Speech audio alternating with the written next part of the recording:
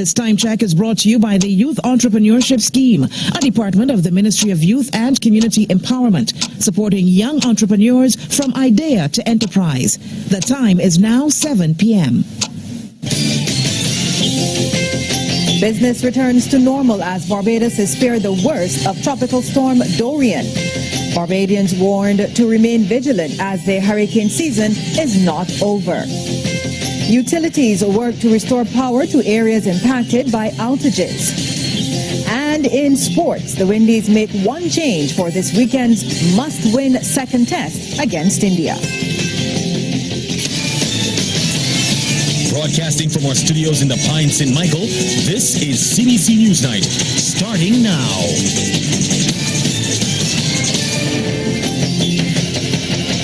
Good evening to you. I'm Lisa Broom. Well, hours after the 5 a.m. all clear was announced, a sense of normalcy started to return across the island. Our Rianne Phillips has been making the rounds and tells us more in this report.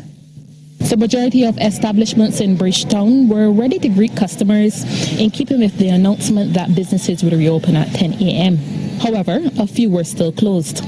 In Swan Street, employees were busy putting out many of their products on display. Many Barbadians who were in the city used the opportunity to complete their back-to-school shopping at stores like Abez and Cave Shepherd. Business to me is like normal. Persons, I guess, after the weather was waiting to come and do their school shopping, knowing that we are coming down to the end of the summer vacation. So business is like normal for us here. It started a little slow this morning. The first thing we did was to just ensure that our team was okay from the time we got the okay to trade. And obviously we had a little slowness in team coming to work, but everyone is on duty and we are ready to trade today. We also visited the Bridgetown Fisheries Complex, where boat owners like Robert Gibson were expressing thanks that the island was spared. This morning they give God thanks and praise for His mercies and His grace. Thank Him for His mighty hands of protection upon our boats and our fitness industry. He has been faithful once more to us. And as I was sharing this morning with a church member that God is not a Bajan. God is just God who He is, God of creation. And as predicted by Met officials, the effects of Tropical Storm Dorian were still evident in some areas of the island today.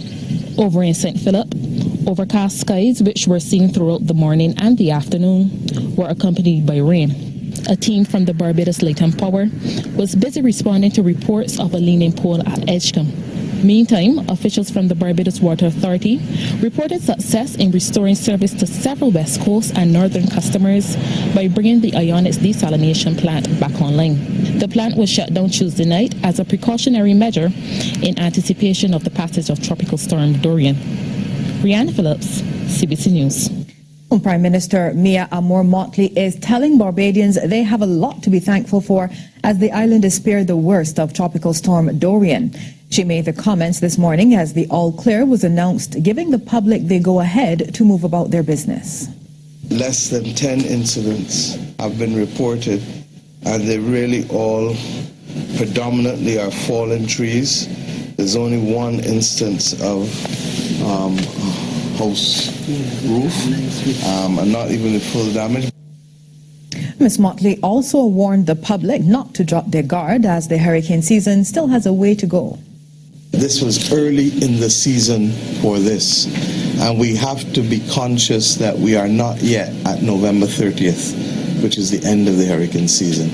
Indeed, we still have 3 full months to go.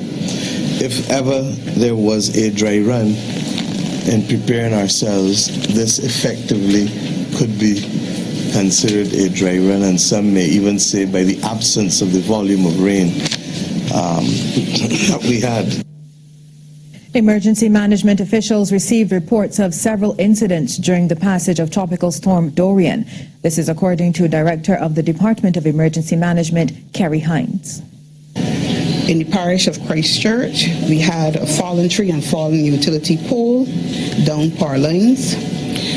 St. Andrew, fallen power line. 2 in St. George, fallen tree, 2 fallen trees. In St. John, we also had a fallen tree in Coach Hill.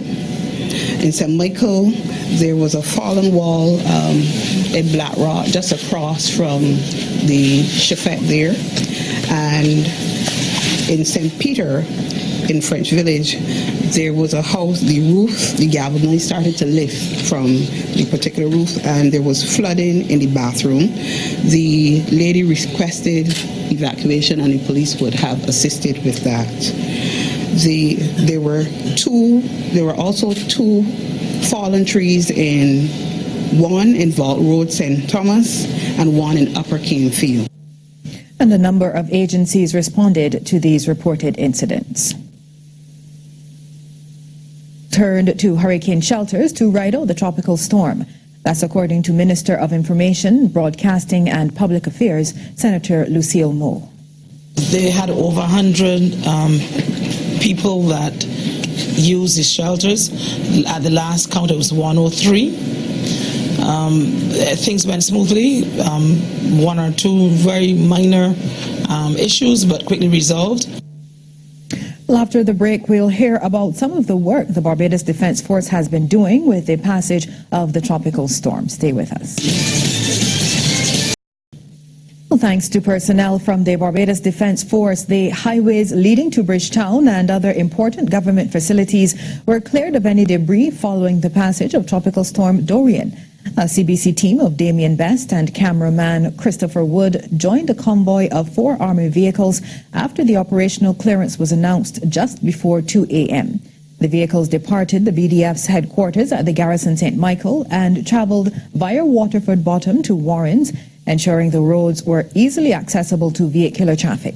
Now, the operational clearance allows utility companies to inspect their networks and the police and defence force to assess the readiness of the road infrastructure for the full reopening of the country to business. Sergeant Richard Morgan of the Defence Force says they remain prepared for any situation. Some people were at work from as far back as Saturday morning, preparing for it. Some came in on Sunday. Everyone was in on Monday preparing for it. So once the place was on lockdown, patrols were deployed to as far as Darrell Jordan School, which would take care of the north and Paragon Base, and as well as St. Anne's Fort. Once the all clear was given for emergency services only, then the roads will be cleared from the airport to Warrens, from the airport to the QEH hospital, and from the north they'll be clearing from Darrell Jordan along the coastline to Whole Town and come up through to meet to Warrens as well as the main highway. Well, that is done in order to clear all the roads necessary, so if there's any emergency for persons to get to the hospital, then those roads are cleared. And Sergeant Morgan also spoke about the personnel used when preparing for the passage of Dorian.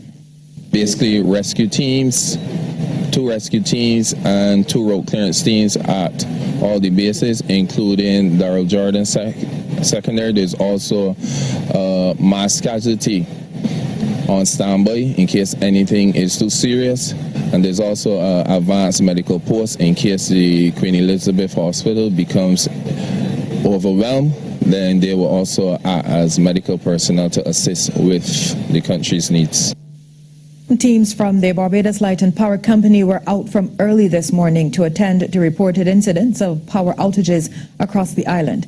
Communications coordinator at the BL&P, Jennifer Blackman, in apologizing for the delayed service, stressed that they were only able to respond when they were comfortable all issues of safety surrounding their workers were resolved. The faults were related to fallen trees, downed lines and blown fuses. For safety reasons, we were unable to respond to some of these faults during the worst of the weather, but as soon as we could safely dispatch our teams, we did. By 11 a.m. this morning, we had addressed half of the bigger issues. At present, our crews are still in the field dealing with the remaining situations. Pockets of customers in 8 parishes remain without electricity at this time. These parishes are St. Philip, St. Joseph, St. Andrew, St. Lucy, St. Peter, St. Thomas, St. Michael and Christchurch. The Queen Elizabeth Hospital is resuming its outpatient clinics. Hospital officials say they will resume tomorrow following the passage of Tropical Storm Dorian. Patients with appointments scheduled for Monday, August 26th and Tuesday, August 27th who were affected by the closure will be contacted by the Medical Records Department to facilitate the rescheduling of their appointments. In addition to the resumption of the outpatients clinic, also effective tomorrow, Wednesday, August 28th, all elective surgical procedures will recommence, while urgent and emergency surgical procedures will continue to be facilitated. The Queen Elizabeth Hospital's pharmacy has also resumed normal operations. And still to come, authorities in St. Lucia worried about people not heeding calls to stay off the streets during tropical storm events. And then later in sports, the Windies make one more chance for a second test against India. First though, here's a tip from Cooperators General Insurance.